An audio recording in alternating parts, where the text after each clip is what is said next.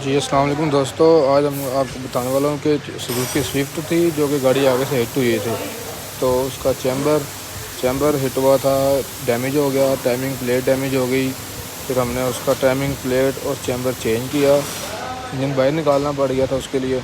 तो फिर हमने उसकी ट्यूनिंग श्यूनिंग भी की ताकि गाड़ी की A1 कंडीशन हो जाए।